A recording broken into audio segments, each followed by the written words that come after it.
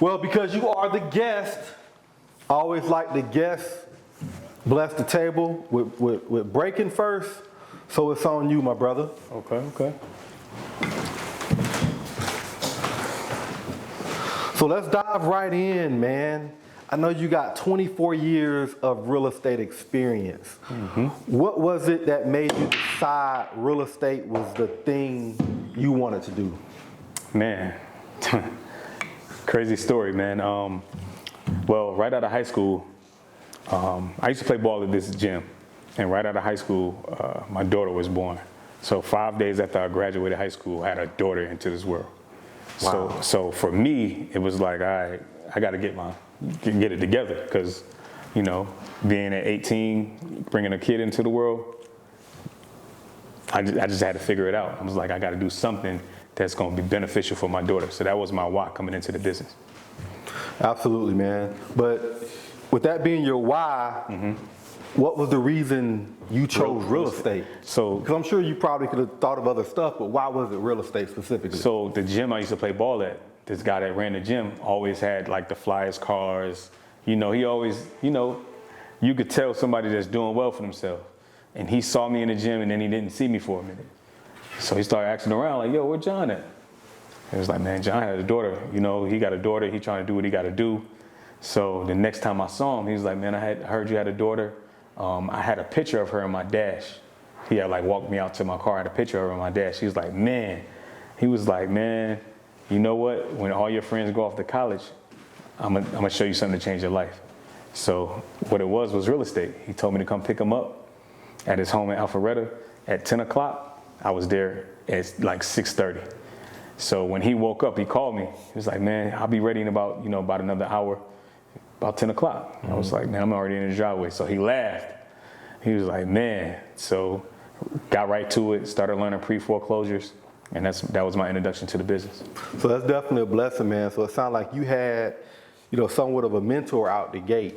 For sure. Right now, it's a lot of people that want to get into real estate. Real estate is such a broad topic because there's a lot of different lanes. And I know you said you got involved in pre-foreclosures.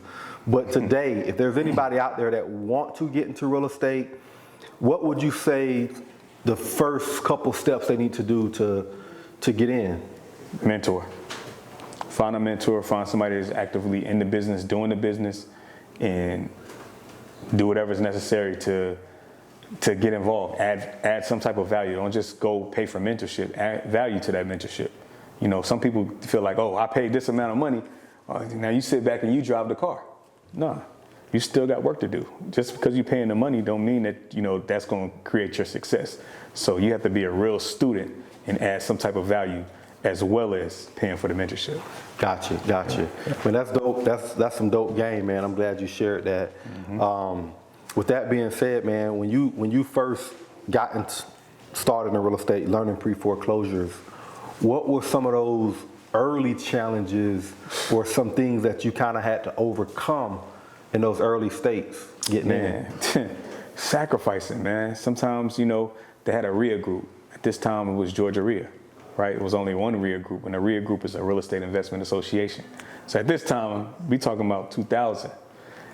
There's no, internet. We don't have all these tools and things. So Georgia RIA had all the systems and everything. You can go in there and sit down and network with people. They got subgroups and, networking.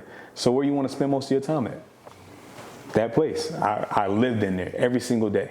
I had my daughter with me at times. People saw me with my daughter. They was like, man, this dude in here with his daughter. Wow, okay. Even the lady that worked at the front desk, they knew me. So at first I'm paying a membership. Got cool with the lady at the front desk, and then I wasn't paying a membership. So I was making so many sacrifices, man. But I went 90 days without a deal. Wow. 90 days, and when it was my cell phone, at the time I had a Metro PCS cell phone.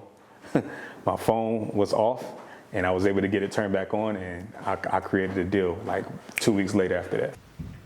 So 90 days to get that first deal, man, you got your phone turned back on. What was some of the lessons you learned in those first 90 days? You know what's crazy, man? I used to come down to Pryor Street, and they had a daily report building. A lot of people don't know that.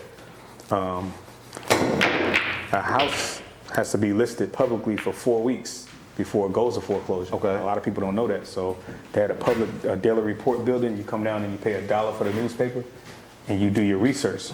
So you go do your research, and I was in Georgia RIA so much that I ran into a guy.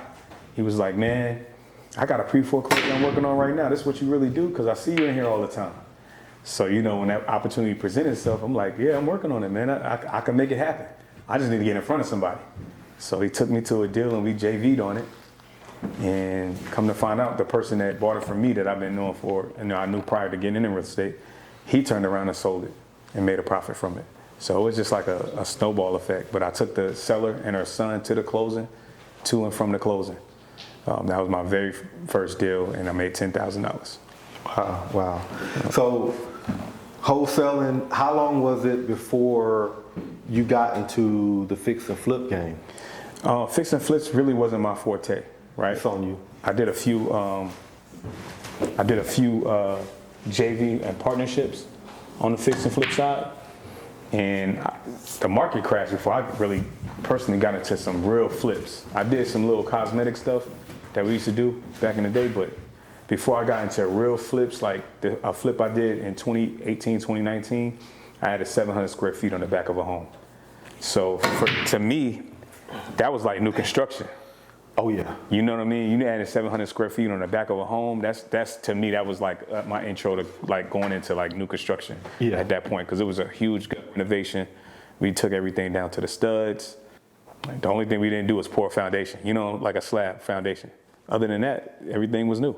Man, them gut jobs, man, they a beast, bro. Yeah, because you don't know what's behind the wall. You don't, and you don't know all the other shit that you're gonna run into when you're doing those gut jobs. Because I did a lot of fix and flips. And then when I did my first addition, man, it's way more work than doing a new construction, because you add on, you trying to fix the old stuff. So yeah, that's a lot that goes into that.